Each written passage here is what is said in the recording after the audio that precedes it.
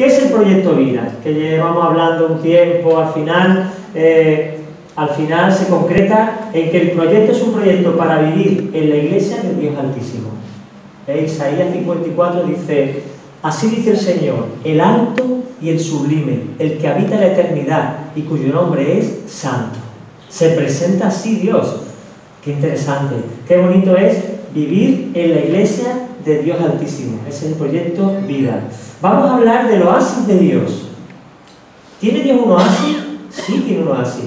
Vamos a hablar de él. Pasamos. Bueno, a ver, paso yo. Eso. Nuestra misión como iglesia, basada en Juan 10:10, esto deberíamos de tenerlo claro todo el mundo, es tener y transmitir. Dos verbos. Tener el qué, la vida de Jesús. ¿Qué dice Juan 10:10? ¿Alguien me lo puede decir? Todos no, por favor. Uno nomás, que si no, no vamos a acabar nunca. Yo he venido para que tengáis vida y vida en abundancia. Ese fue el propósito de la venida de Jesucristo a la tierra. Vino a enseñarnos y a morir para darnos vida en abundancia. Luego, nuestra misión como congregación debe ser, primero, tener. ¿Por qué? Porque uno no puede dar lo que no tiene. Yo no puedo darte de ti 100 euros si no los tengo. Yo tengo que tener primero para poder darlo. Pero, aun teniendo, podemos quedarnos en esto y no transmitirlo. O sea que se puede tener y no transmitir. Así que el doble propósito y la misión que tenemos como el objetivo de iglesia es, primero, tener la vida abundante, llenarnos del Señor y transmitírsela a las personas que están viviendo en ese desierto del que hablábamos al principio. Todos venimos de ese desierto. Unos están más penosos, otros menos penosos. Unos están más favorecidos, otros más desfavorecidos, como son estos inmigrantes de Siria, que tenían casas como tú y como yo. No eran mendigos, eran personas con su trabajo, con sus casas, con su familia. Han perdido sus posesiones y han perdido parte de su familia o toda la familia. O sea, es una situación desesperante. ¿Qué beneficio tienen aquí? Ninguno.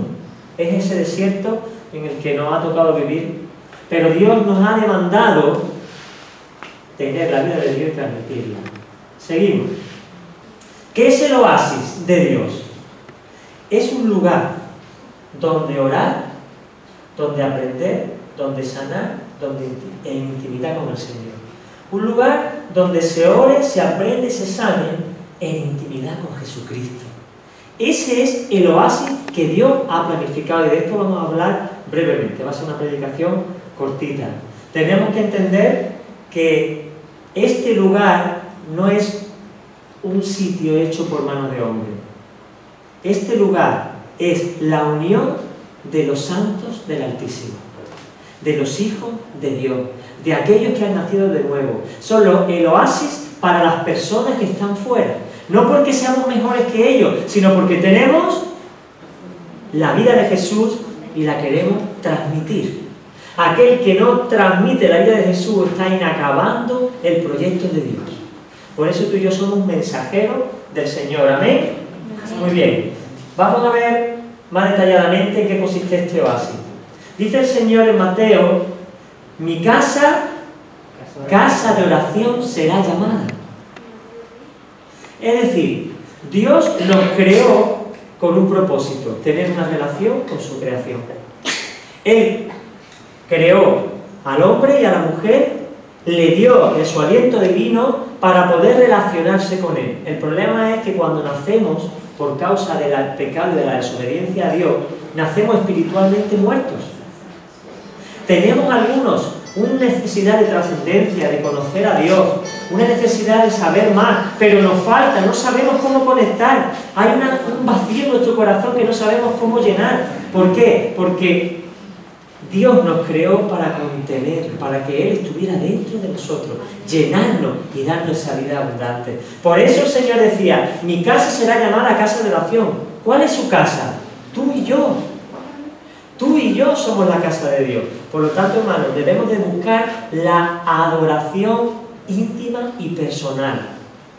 Una hija de Dios, un hijo de Dios, que no busca al Señor durante la semana, está fracasando en el propósito último, que es tener comunión el Señor con su iglesia y su iglesia con el Señor. Su casa se llama casa de oración. ¿Y qué dice la palabra? ¿Y vosotros la habéis hecho? ¿Quién quiere vivir en una cueva? Nadie. ¿Por qué el Señor iba a querer vivir en una cueva? ¿Por qué el Señor iba a querer vivir en una casa desordenada, incómoda y sucia? Dios quiere la casa de oración y no una cueva de ladrones. ¿Por qué de ladrones? Porque le estamos robando a Dios el protagonismo que le corresponde en nuestra vida.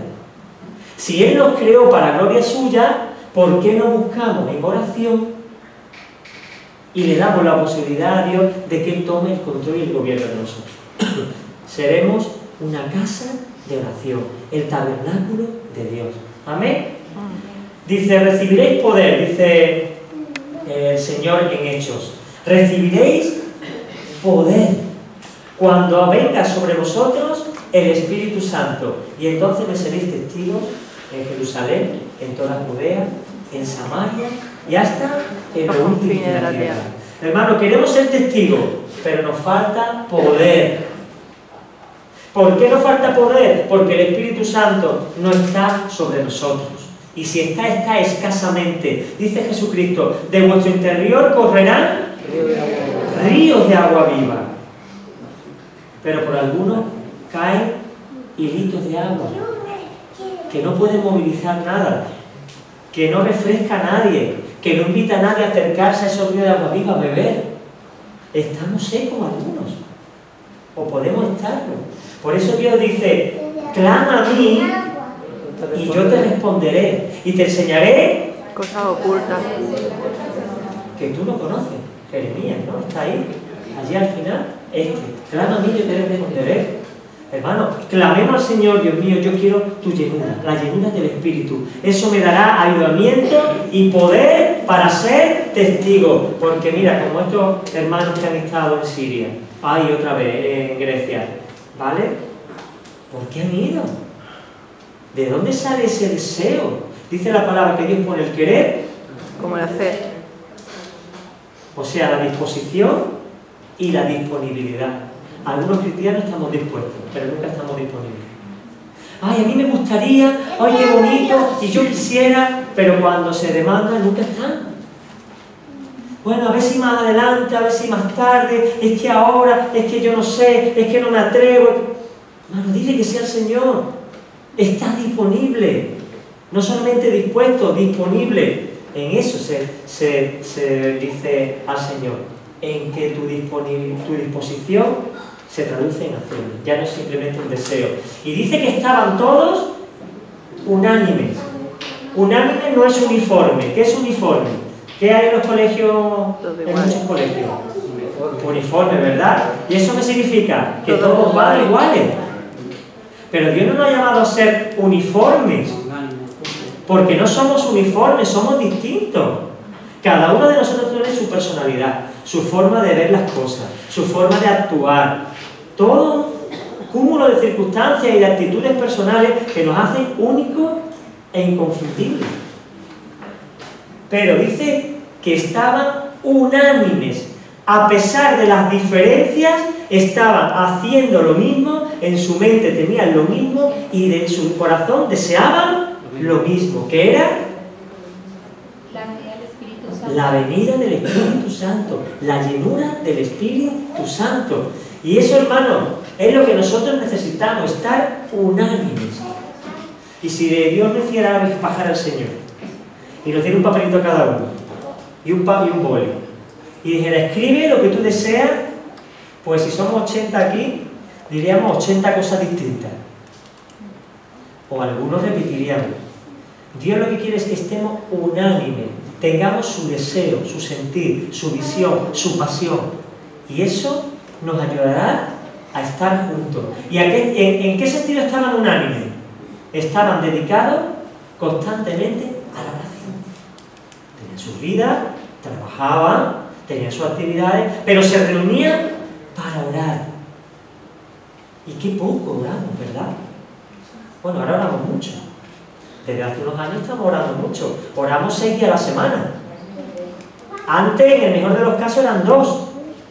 Hablo como iglesia. No diga, pues yo lo siempre. No. Está hablando de iglesia. Estaban unánimes, juntos y en oración. Después tenemos que orar en nuestras casas a nivel privado. No dedicar un tiempo a orar solamente, es vivir siempre con nuestra mente en el Señor. Dice la palabra, nunca se apartará de tu boca. ¿Qué significa que nunca se apartará de tu boca? Que siempre estará hablando de esto. ¿Por qué? Porque es lo que tiene en el corazón. De la abundancia del corazón, hablará la boca. Habla la boca. Luego, lo que en tu corazón te apasiona, de eso vas a hablar en conversaciones personales. Entonces, ellos estaban constantemente orando. Cuando llegó el día de Pentecostés, y 50 días después de haber tomado el pan y el vino, ya sabéis que la cena del Señor representa a la Pascua, cuando los judíos estaban en Egipto y vino la plaga esa sobre los primogénitos egipcios y el faraón los dejó ir, ¿vale? Esa fue la noche de la Pascua. 50 días después vino Pentecostés, ¿vale? Que fue cuando el Espíritu Santo vino. Y en ese momento todos estaban unánimes juntos. Ellos oraban constantemente, pero hubo un día, un momento, en que el Espíritu Santo se derramó sobre todo. No es que tú estabas en tu casa, no estabas en el trabajo, no estaban, ¿qué dice? Juntos. Juntos. Y en ese momento que estaban juntos cuando el Espíritu Santo cayó. ¿Por qué hace Dios eso, hermano? Porque no lo hace cada uno en su vida diaria, que también lo hace, ¿verdad? Hemos recibido al Señor en nuestra vida particularmente, pero bíblicamente y en la mayoría de los casos el Espíritu Santo se derrama cuando un grupo se reúne constantemente, clama al Señor y el Espíritu Santo viene a la vida de ellos, para incentivarnos a la unidad. Si yo tuviera la misma bendición solo que en la iglesia, yo no vendría. Supone un esfuerzo, supone un compromiso, supone unas acciones. Yo voy a estar en mi casa orando, leyendo la palabra y Dios derramándose sobre mí, yo recibiendo bendición y todo quedaría ahí. Pero eso impediría que fuéramos un solo cuerpo, una unidad. Entonces Dios nos incentiva a estar juntos cuando bendice de una manera especial el lugar donde la iglesia del Señor se reúne. Por eso Él envió, cuando estaban unidos, la llenura del Espíritu Santo. Entonces entendemos que la oración es primordial. Segundo, dice el Señor, aprended de mí. ¿Alguien se acuerda de lo que sigue? Que soy manso y humilde de corazón. Que soy manso y humilde de corazón. ¿Y qué continúa? Y recibiréis descanso sobre vuestras almas. Dice, aprended de mí, que soy manso y humilde de corazón, y recibiréis descanso para vuestras almas. Aprended. Para aprender de alguien tenemos que verlo. Por eso es la oración. Cuando tú tienes cerca a alguien, tú puedes aprender de él. Cuando tú lees la palabra, tú puedes aprender de él. Aprended de mí, que soy manso y humilde. Y ahí vemos limpiándole los pies a los apóstoles. Dice la palabra, está escrito, cosa que ojo no vio, ni oído yo, ni han subido como pensamiento al interior del hombre, son las que Dios preparó para los que le aman, para los que le honran, para los que le buscan. Dios ha preparado misterios escondidos que solamente Él sabía para ti y para mí. Es lo que Él quiere. Dice Josué, no se aparte de tu boca el libro de esta ley. Como decíamos antes, de día y de noche meditarás en él, para que cuides de hacer conforme a todo aquello que está en el escrito, porque entonces harás prosperar tu camino y tendrás éxito. Alguno me dice, no veas tú cómo me complican la vida con esto del lema, ¿eh? Ay, con lo bien que voy yo al culto, sin complicarme y tranquilo, yo escucho, me gozo y me voy. ¿Sí?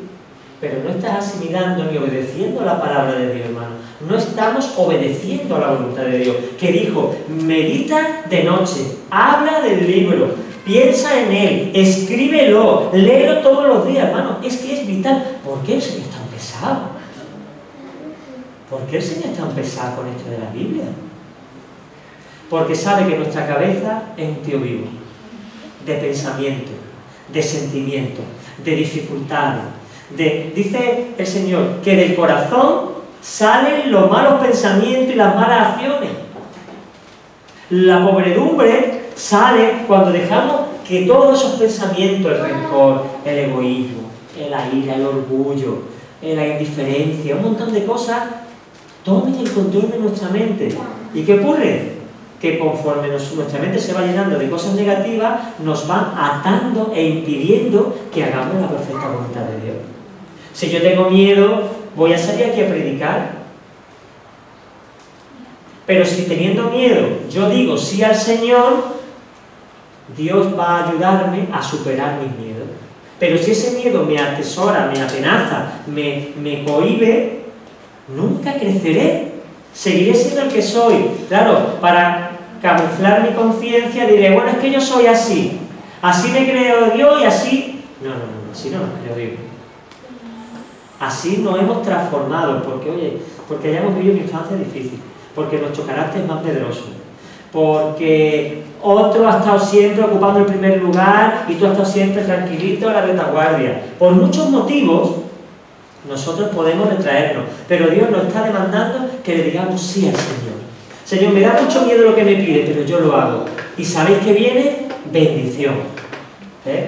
Cuídate de hacer conforme a todo lo que en él está escrito.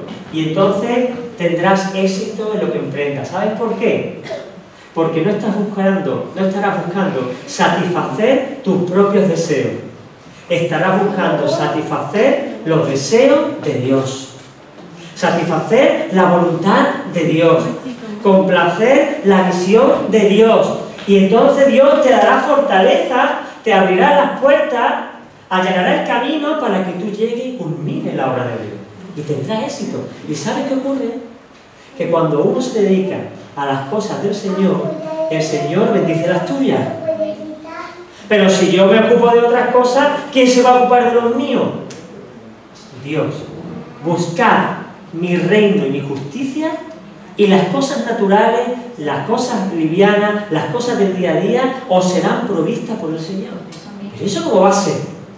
Así dice la palabra. Y así lo hemos vivido muchos de nosotros. Entonces no significa que si tú no tienes trabajo te quedes en tu casa. No, tú echas tu currículum y vas y oras al Señor. Pero dice, Dios mío, lo que yo quiero es hacer tu voluntad en este día. Dime qué quieres que haga. Aquí estoy.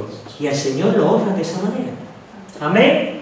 Por lo tanto, el primer punto del oasis, ¿qué es? Por allí. Orar. Y el segundo, aprender. ¿Del pastor? ¿Amén? No. ¿De quién? De Cristo. Muy bien. Bueno, del pastor también, ¿no? Si le enseñan a... Muy bien. Tercero, sanando toda enfermedad. Sanando toda enfermedad. Viva Cristo. Dice Mateo. Dice la palabra, de cierto os digo. Ya sabéis lo que hemos dicho muchas veces. Cuando el Señor dice de cierto es que no hay la menor duda en esta declaración. Que es una declaración hecha por Dios y que eso se cumple en el 100% de los casos. Que no hay el más mínimo margen de error para que esto ocurra. ¿Y qué es lo que declara el Señor? El que cree en mí, las obras que yo hago, también él las hará. Claro que Jesús era Dios. La palabra dice que era Dios, pero que lo que hizo, lo hizo por la llenura del Espíritu Santo. El poder, Carlos, que el Señor te bendiga. El poder fue introducido en Cristo porque fue lleno del Espíritu Santo. Él no usó su deidad, su divinidad para hacer ni un milagro. Es más, él no sabía cuándo iba a volver por segunda vez. El Padre se lo había negado, ese secreto. Él estaba limitado. Por amor a nosotros, quería enseñarnos cómo vivir como persona, con las limitaciones de un hombre y de una mujer que puede estar en un sitio a la vez, cuando él siempre había estado en la eternidad en todos lugares. Para depender del Padre y hacer lo que él hacía. Dice la palabra, no puedo hacer nada por mí mismo, decía Jesús. Es que era Dios. No escuchado, no puedo hacer nada por mí mismo, decía Jesús. Y tú dices, es que yo no puedo hacer lo que Jesús hizo. Claro, ni Jesucristo podía haberlo hecho. Lo que ve hacer al Padre, eso hago. Hermanos, pues eso es lo que Dios te está llamando a hacer. Lo que veas hacer al Padre, lo que el Padre te demande, eso hazlo en el nombre de Jesús. Y no digas, es que yo no puedo. Claro que no puede. A Dios le va a decir que no puede y tuvo que morir en la cruz para capacitarte. Claro que no puede. Pero dice Filipenses 4:13. Todo lo puedo, Cristo que me fortalece. Todos. ¿Qué dice Filipenses 4:13? Todo lo puedo en Cristo que me fortalece. Me parece un tierno, ¿eh? ¿Qué dice Filipenses 4:13? Todo lo puedo, Cristo que me fortalece. Proclamemos la palabra de Dios. Tiene poder la palabra de Dios, porque la haces tuya y la crees. Y dice, el que cree en mí, las obras que yo hago, él también las hará. Proclama la palabra de Dios. Lo puedo en Cristo. Puedo superar mis dificultades, no por mi fuerza, sino porque Él está conmigo. Amén. Dice, ¿por qué? Porque yo voy al Padre y ya no estaré aquí para hacer los milagros. Tú y yo ahora somos los pequeños Cristo que estamos haciendo la función de Jesús. Y si tú y yo no lo hacemos, el trabajo de Cristo se queda incompleto. Vamos, eso es un crimen, ¿verdad? Que Cristo hiciera el milagro, muriera en la cruz, nos dijera qué teníamos que hacer para que ahora nosotros nos conformemos con tener nuestras vidas, estar tranquilos y ya el mundo que cada uno aguante su vela, ¿no? No, Dios nos ha llamado a ser oasis de este mundo. Tú y yo. Dice, todo lo que pidierais al Padre en mi nombre, yo lo haré. Para que el Padre sea glorificado en el Hijo. Si algo me pedís en mi nombre, yo lo haré. Lo vuelve a insistir. Y tú dirás, bueno Señor, entonces ¿por qué a veces te pedimos cosas y tú no nos las das? Porque no siempre lo que pedimos nos conviene. No siempre lo que deseamos es correcto. Tenemos que estar sincronizados con el Señor. Decía Cristo, nada puedo hacer por mí mismo. ¿Y qué más? Lo que veo hacer al Padre, eso hago. Él oraba y pedía lo que el Padre quería que pidiera. Él no pidió nunca para sí mismo. Incluso cuando estaba agonizando en el huerto de los olivos, decía, Padre, si es posible, pase de mí esta copa. Es tan insoportable el sufrimiento que tengo que es que me voy a desmayar, es que estoy sudando sangre, es que no puedo soportar la presión. Pero no será mi voluntad sino la tuya. Madre mía. Así es. Hermanos, ¿estamos atentos? Por favor. Seguimos. Os he llamado amigos. Y dijo antes, no os llamaré. ¿Qué hace un siervo? Obedece a su Señor. Le sirve en todo. Pero el Señor dice, ya no os llamaré siervo vosotros. Os llamaré amigos. Luego alguien puede decir que eres amigo de Dios. Eres amiga de Dios. Él te llama su amigo. Él te llama su amiga. Bendito sea el nombre del Señor. Y dice la palabra, fijaros qué hermoso, estamos acabando ya. La comunión íntima con el Señor es con los que le respetan. Y a ellos les hará conocer su pacto, comunión íntima. No es simplemente dos oraciones, gracias por estos alimentos, bendice este día, mi niño está malo, dame un trabajo. Eso no es comunión íntima, eso es ir al ayuntamiento o a la INE a rellenar los papeles y pedir un trabajo. Eso no es comunión íntima. Eso es que la que está despachándote el INE es tu mujer. Y le dice, no veas, estoy deprimido. Sí, que te iba a escuchar otro que estás deprimido. Es que llevo sin trabajar ya un año. Es verdad, ¿cómo lo hacemos? ¿Por qué? Porque la que te está despachando es tu mujer.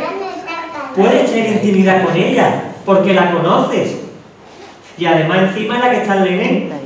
Si hay algún trabajo, va a ser para ti. ¿Por qué? Porque hay intimidad, porque hay amistad, porque hay compañerismo, porque tú diariamente vives con tu mente en Cristo y hablas de Cristo y estás con Él y tienes intimidad. Cuando te viene el problema al Señor, pues me he quedado sin trabajo, el Señor dice, ya lo sé, hijo, confía en mí, te estoy probando, descansa en mí. Dice, porque Yahvé aborrece al malo y su íntima comunión es con los rectos, con los que buscan obedecerle, con los que buscan hacer la voluntad de Dios. Y por último,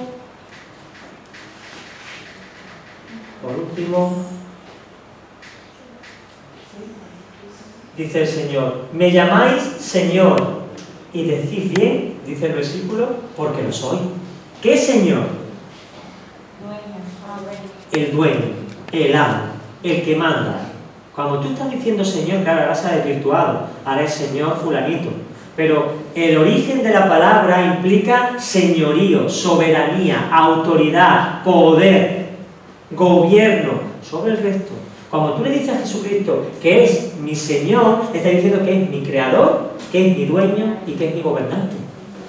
Hay una frase muy bonita que dice, el capitán de nuestra alma, ¿verdad? Me encanta esa frase, es el que gobierna, es el que manda, o debiera. Por lo tanto, si decimos Señor, decimos bien, pero no vivimos como si Él fuera el Señor. Muchas personas que yo conozco que creen en Dios, y ayer en Carrefour ayer le hablaba, bueno, no voy a decir el nombre, ¿vale? Le hablaba a un compañero, Juan Carlos, ¿tú que tienes más enchufe con el Señor? A ver si le pide por mi oposición, que no sé qué. Digo, ¿tú te crees que Dios es la lámpara maravillosa, que lo busco cuando me interesa y cuando no, lo meto en las aulas y le voy a vivir mi vida? Dios lo que está esperando es que tú rindas tu vida a Él. Que tú le digas, Señor, te acepto como mi Señor. Tú eres el que decide. Y si tú quieres que haga esta oposición, la haré, pero si me dices no, yo no la haré. Tú eres el dueño. Y me decía, pues sí que es verdad. ¿Qué verdad más grande? Pero ¿estamos dispuestos a asumir las consecuencias? Alguno dirá, es que si yo reconozco a Jesús como mi Señor, ¿pierdo libertad? Pues no, la ganas. ¿Por qué? Porque todos somos esclavos de nuestras pasiones desordenadas. El que miente habitualmente no puede dejar de mentir. El que roba no puede dejar de robar. Y el que hace lo malo no puede dejar de hacer lo malo, es imposible. Todos, dice la palabra, somos malos, nada más bueno es Dios. Pero cuando nosotros entramos en el reino de Dios y Dios entra en nosotros, empieza una transformación y viene el Espíritu Santo a nuestro espíritu y empieza a haber otra existencia paralela a la vieja persona. Se llama el nuevo hombre y la nueva mujer. Eso lo dice la Biblia en multitud de sitios. Cuando eso ocurre empieza la lucha. El hombre natural, la mujer natural no cree estas cosas. Y tú lo dices y dices, sí, tiene sentido, pero le cuesta. Solamente la persona que toma una decisión delante de Dios y le dice, Señor, no tengo nada que perder, yo quiero que tú seas mi Señor. Yo no sé cómo lo voy a hacer, yo no sé si tengo que hacer algo, si no lo sé, pero quiero que tú seas mi Señor, entra en mi vida y gobiérnala. Cuando yo hice eso hace 27 años, mi vida cambió radicalmente. No es que yo ahora tuve que hacer una lista de qué cosas dejar, es que lo que antes me gustaba ahora no me gustaba. Lo que antes hacía malo, ahora me parecía malo, antes me parecía bueno, pero estaba mal, siempre estuvo mal. Y cambió mi forma de ver el mundo y de ver las cosas. Mejoré. ¿Por qué? Porque el Señor me hizo a su imagen y semejanza. El viejo hombre está hecho, y lo que le decía es muy fuerte, a la imagen y semejanza de Satanás. Satanás es orgulloso, es egoísta, es su propio Dios, no quiere tener autoridad, no quiere obedecer a nadie, quiere hacer lo que quiere. Ese veneno es el que ha sido transmitido generación tras generación entre las personas. Estamos sujetos a autoridad a la fuerza. Hacemos las cosas a la fuerza, pero en el reino de Dios nada se hace a la fuerza, como hemos visto, se hace voluntariamente por amor, sin buscar nada. Estas personas han perdido una semana de sus vidas cuando podían estar en sus casas tranquilamente pasando cansancio, falta de sueño, quizás falta hasta de alimento. ¿Por qué? Por estar unas pocas horas haciendo sonreír a los niños para que se olviden de la guerra. ¿Tiene sentido? Yo te digo que eso que ellos hicieron, Dios lo va a perpetuar en la mente de esos niños y jamás lo olvidarán. Yo estoy seguro que esos niños jamás olvidarán que un grupo de personas que no sabían ni quiénes eran ni de dónde venían, le hicieron sonreír y lo abrazaron durante unas horas. Hermano, es que nosotros somos el oasis de Dios. Y la gente debe desear pegarse a ti, no porque te busque a ti, sino porque sin saberlo tú estás reflejando la gloria de Dios. Con mansedumbre, con humildad, con amabilidad y con sencillez. ¿Por qué? Porque el que transmite la gloria de Dios reconoce que no es mérito propio. Reconoce que fue Cristo que se hizo hombre y que murió en la cruz por mí, el que me ha hecho tener la vida suya. Y eso se nota. Y se ve. Y te encanta escuchar a una persona que tiene a Dios dentro. Y cómo no busca lo suyo. Y cómo, ¿no te ha pasado? ¿No te ha pasado con hermanos que han estado llamándote y preocupándose por ti? Y tú estás, ¡ay, gracias! Gracias, hermano, gracias por llamarme, gracias, hermano, por preocuparte. Es el base de Dios. Dice la palabra, por lo cual el Padre exaltó a Jesucristo hasta lo sumo. No existe nadie por encima de él. Y le dio un nombre que es sobre todo nombre, para que en el nombre de Jesús se doble toda rodilla de lo que está en los cielos y en la tierra y debajo de la tierra. Y toda lengua confiese que Jesucristo el Mesías es el dueño. Un día todos lo harán, unos voluntariamente y otros a la fuerza. Todo el mundo declarará Jesucristo es el Señor. Nosotros lo hacemos ya voluntariamente, pero llegará el día en que todo el mundo tendrá la obligación de hacerlo y reconocer la verdad, aunque su rebeldía le impida aceptarlo como Señor, tendrá que reconocer que es el dueño. Dice el Señor, todo poder me ha sido dado en el cielo y en la tierra. Él es el Señor, no hay nada que se le resista y ahora, como antes de venir a la tierra, Él sigue siendo Dios sobre todas las cosas. Por lo tanto, hermano, y terminamos ya con esta conclusión. Nosotros somos el oasis de Dios. Tenemos que agasajar, abrazar, recibir, quitar tiempo, como decía Pablo, ese versículo me encanta y lo quiero poner en un pergamino. Dice, gastaré lo mío y aún hasta a mí mismo por el amor que os tengo a vosotros, aunque amándoos más, sea amado menos. Es el corazón de Jesús. Amando más, sea amado menos. El corazón de un siervo debe ser dar y no esperar. Porque el que espera y no recibe, se frustra y abandona el servicio. Pero el que sirve y no espera, te va a llevar hasta un regalo algún día, que alguien te dé una palmada en la espalda y tú dirás, no, a mí no, dásela a Cristo. Pero un día el Señor te recibirá y te dirá, cómo me ha alegrado ver día a día tu servicio, tu amabilidad con los demás, el amor que tuviste conmigo. Pero Señor, yo contigo, cuando fuiste a ver a un enfermo, a mí me visitabas. Cuando diste de comer a un hambriento, a mí me dabas de comer. Cuando fuiste a la cárcel, a mí me estaba alegrando el día. Pasa el gozo de tu Señor. Por lo tanto, hermano, como oasis de Dios que somos, debemos de orar y de participar en las reuniones de oración, para crear un ambiente espiritual que sea un bálsamo para el que venga de la calle. Tú puedes ser parte de la solución. Tú puedes ser esa palmera en ese oasis. Que el que venga se siente, cierre sus ojos y diga, un rato de paz, un rato de tranquilidad, un rato de gozo. Porque no estas cuatro paredes, tú y yo somos el oasis de Dios. Un día fuiste mi oasis. Vamos a ser oasis para otros. Participemos de las oraciones de los viernes, donde aquí el domingo, el viernes éramos ya 45. Pero todavía faltas tú. Vente y verás cómo esto es un oasis en medio de tu semana. Segundo, aprendamos y enseñemos a otros la palabra de Dios. No hablemos de nosotros, y yo, porque yo hice, y yo, ella. ¿Para qué quieres saber nadie tu dato autobiográfico? Habla del Señor. Come del Señor. Viva el Señor. Porque de la abundancia del corazón, y donde tienes tu tesoro, allí está tu corazón. Allí está tu corazón. Si mi tesoro es Dios, mi corazón estará allí, y mi boca hablará de Dios. Pero si mi tesoro es otra cosa, en mi corazón habrá otra cosa, y predicaré o hablaré de otra cosa. Enseñemos a otros la palabra de Dios, mostrémosle lo bonita que es. Reproduzcamos el ministerio de Cristo. Tú no puedes asegurar a alguien que lo va a sanar, pero sí puedes orar por él. ¿Te enteras de un problema? Ora por la persona, llama, ¿cómo estás? Vamos a seguir orando. No te preocupes. que Dios nos responda. Dios responde de muchas formas, sanando, como hemos visto, sobrenaturalmente, o dejando que la persona pase por el proceso de la enfermedad para madurar. Han tenido un accidente Isa y Ale al venir para acá. El coche está siniestro.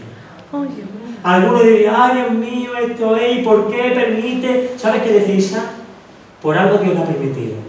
Y se han ido a su casa en paz, porque los niños estaban un poco nerviosos. Ha sido en el cruce de donde está la BP. Se ha saltado un coche el semáforo, ellos ya estaban en verde, han pasado y un coche se ha saltado el semáforo y le ha pegado un castañazo y el coche está en ruina. Pero no le ha pasado nada a ninguno de ellos, de los cuatro. Se han ido a su casa, supongo que con la grúa, y ahora oraremos por ellos. Pero una persona que vive con Dios sobrelleva estas situaciones de una forma distinta a la persona que en su mente está nada más con temores, con miedo, con complejo, ¿Por qué? Porque no ha previsto el día malo, no ha comido, no ha leído la palabra, no la ha escrito, no la ha meditado y no actúa. Y cuando llega el día malo, se desploma, se desanima y se hunde. Pero la persona que está viviendo y comiendo, cuando llega el problema, sabe, porque tiene presente al Señor, en quién ha creído y quién es el soberano de su vida. Amén. Reproduzcamos el ministerio de Jesús. Relación, intimidad, relación con Jesús y con la Iglesia. Seamos cercanos con el Señor y entre nosotros.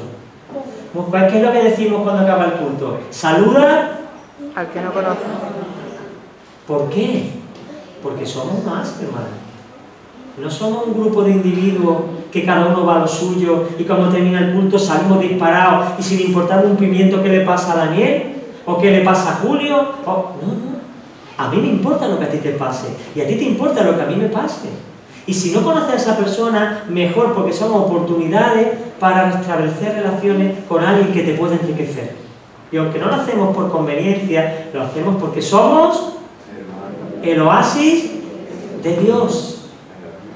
El lugar donde uno se refresca, donde come de sus dátiles y de donde toma la sombra. Eso debemos de ser para el que viene. Y por último, permanezcamos sometidos al Señor. Amén. ¿Hacemos una oración? Ha sido hoy un poco